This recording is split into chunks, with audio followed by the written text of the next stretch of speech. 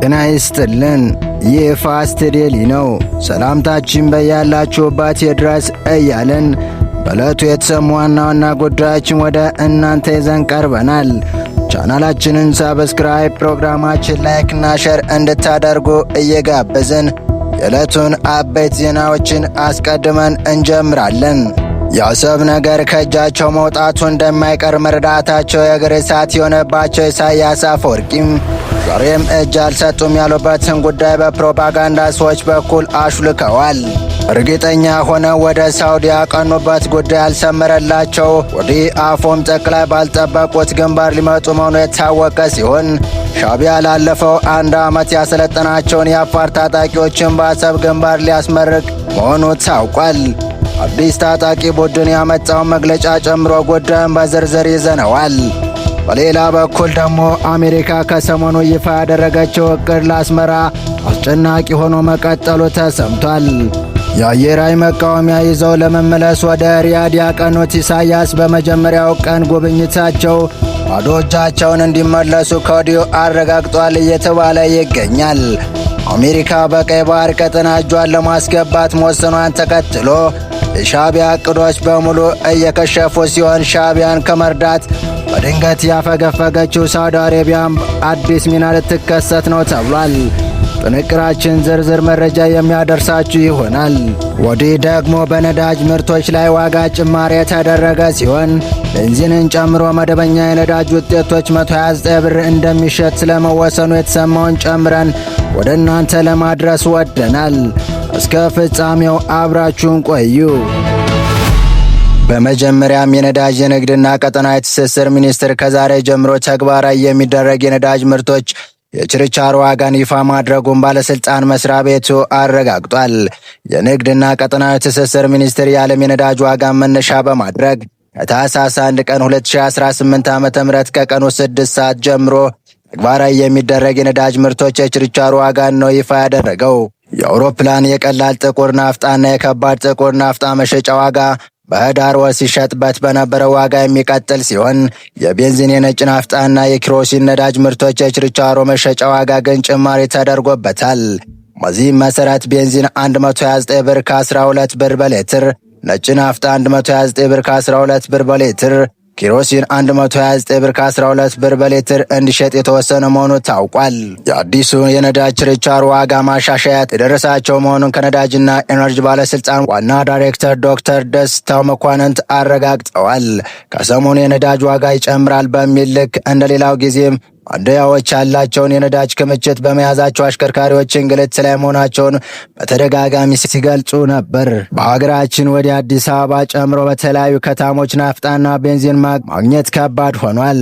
ስራ ያላቸው ሰዎች ዕለት እንጀራቸውን በተሽከርካሪ ተንቀሳቅሰው በመስራት ይዘው የሚገቡ ዜጎች፣ ቤተሰብ አስተዳዳሪዎች ነዳጅ ለመቅዳት ተሰልፈው ይውላሉ። አንዳንድ ማደያዎች የለም ቢሉም ከጀርባ ግን በጀሪካን ይቀዳሉ። በክልል ያለው ነገር ደግሞ እጅግ የከፋ ነው።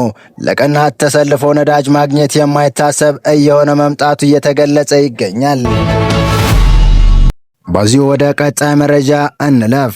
አፍሪካ ቀንድ ያለው ውጥረት ወደ ግጭት እንዳያመራ የተለያዩ ሀገራት የሚያደርጉት ጥረት መቀጠሉ ተሰምቷል። ኤርትራ ፕሬዝዳንት የሳውዲ አረቢያ ጉዞ የዚሁ ጥረት አካል ሊሆን እንደሚችል ተነግሯል። የአሜሪካ የውጭ ጉዳይና ወታደራዊ ባለስልጣን ከኢትዮጵያ ባለስልጣናት ጋር ሲወያዩ የቻይና በአፍሪካ ቀንድ ልዩ መልእክተኛ ደግሞ ከቀናት በፊት በአስመራ ቆይታ አድርገዋል።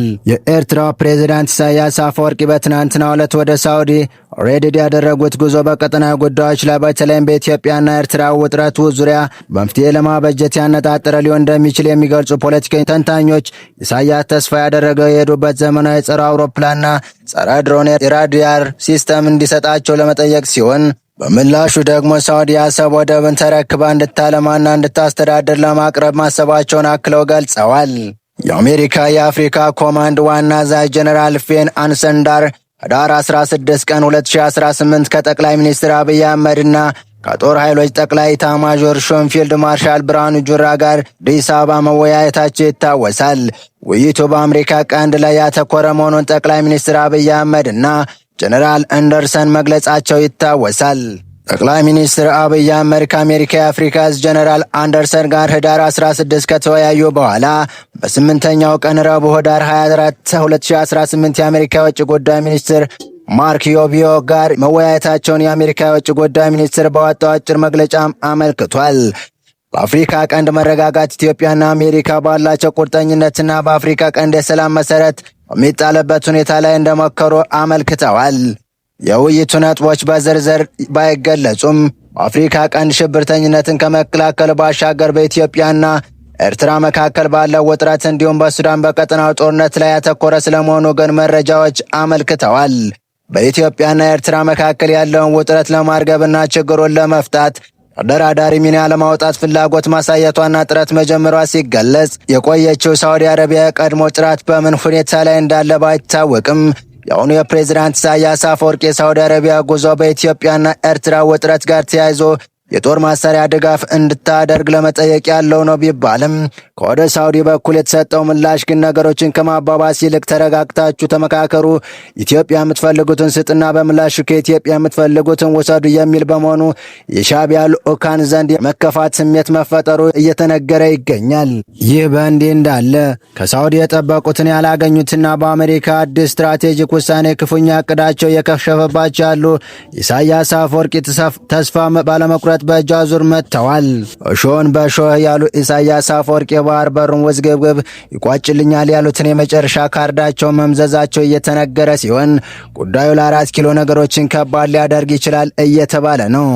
መረጃዎች እንዳመለከቱት ከሆነ ሻዕቢያ ከ1 ዓመት በላይ ሲያሰለጥናቸውና ሲያስታጥቃቸው የከረመውን አንጃ ወደ ኢትዮጵያ ድንበር በማስወገድ በአፋር በኩል የጦርነቱ ፊሽካ ለመንፋት በዝግጅት ላይ ይገኛል የተባለ ሲሆን በተመሳሳይ ኦጋዴን ካርድን በጆከርነት ለመጫወት እየተሰራ መሆኑ መረጃዎች አመላክተዋል። በሻዕቢያ ስፖንሰርነት የሚንቀሳቀሱ የአፋር ብሔራዊ አንድነት አብዮታዊ ግንባር ለ1 ዓመት ያህል የመደራጀትና የማደራጀት ስራዎች ካከናወነ በኋላ አሁን ላይ ወደ ሙሉ ማጥቃት ለመሸጋገር ሙሉ ዝግጅቶቻቸውን ማጠናቀቃቸው አስታውቋል። የአፋር ብሔራዊ አንድነት አብዮታዊ ግንባር በይፋ ማህበራዊ ድረገጹ በኩል ባወጣው መግለጫና ማሰራጫቸው ተንቀሳቃሽ ምስሎች እየመጣው ነው የሚል መልእክትን አስተላልፏል። ድርጅቱ አስቸኳይ ማሳሰቢያ ሲል ባወጣው መግለጫው ለ1 ዓመት ያክል አስደናቂና ምርቂ የመደራጀትና የማደራጀት ስራዎችን እየሰራ እንደነበር ጠቅሶ አሁን ላይ ወደ ሙሉ ማጥቃት ለመሸጋገር ሙሉ ዝግጅቶቻቸውን ማጠናቀቃችን ስናበስር በታላቅ ደስታ ነው ያለ ሲሆን ለአፋር ክልል መንግስት፣ ለፌዴራል መንግስት፣ ለሶማሊያ ክልላዊ መንግስትና ህወሓትን ለመታገል በአፋር ነጻ መሬት ይዞ ለሚገኘው የትግራይ ሰላም ኃይል ይድረስልኝ ያላቸው ጥሪዎችን አቅርቧል። በመጀመሪያ ደረጃ ሀራ መሬት ነጻ መሬት በሚል የተደራጀ የትግራይ የሰላም ኃይሎች የአፋር ክልልን በአስቸኳይ ለቃችሁ እንድትወጡ ሲል ያሳሰበ ቡድኑ በዚሁ ቀጥተኛ ተጎጂ የምትሆኑ የአፋር ህዝብም እዚህ ኃይሎች ክልልን ለቀው እንዲወጡ ጫና እንድታደርግ ብሏል። በማስከተልም በፕሬዝዳንት ሙስጤፋ መሐመድ የሚመራው ኢሳያስ ኃይላውንም የወሰንና የድንበር ግጭት ባላቸው አካባቢዎች በአፋር ህዝብ ላይ ተከታታይ የሆኑ ኢሰብአዊና ቁሳዊ ውድመት ማድረሱን ቀጥሏል ሲል የወቀሰ ሲሆን የሚዲያ ኃይሎችም ዓለም አቀፍ የሰብአዊ መብት ተቋማትና ተሟጋች የጉዳዩን አሳቢነት በመረዳት ትኩረት እንዲሰጡ ማሳሰብ ፈልጋለሁ ብሏል። በሶስተኛ ደረጃ ደግሞ መንግስት በትጥቅም ሆነ በሌላ መንገድ እየታገሉ ላሉ ኃይሎች ሲል ባሰፈረው መልእክት ይህንን መንግስት ለአንዴና ለመጨረሻ ጊዜ ለማስወገድ እንተባበር የሚል ጥሪውን አቅርቧል። የፌዴራሉ መንግስት በተደጋጋሚ የሻዕቢያ እገዛ ኢትዮጵያን ለማዳከም የውስጥ ቅርጠኞችንና የውጭ ታሪካዊ ጠላቶችን በማስተባበር ቀን ከሌት እየሰራ መሆኑን ሲገልጽ የቆየ ሲሆን እንደ አስፈላጊነቱም እነዚህን ኃይሎች ለመደምሰስ በሚያስችል ወታደራዊ ዲፕሎማሲያዊና ኢኮኖሚያዊ ዝግጁነት መሆኑን እየገለጸ መሆኑ ይታወቃል።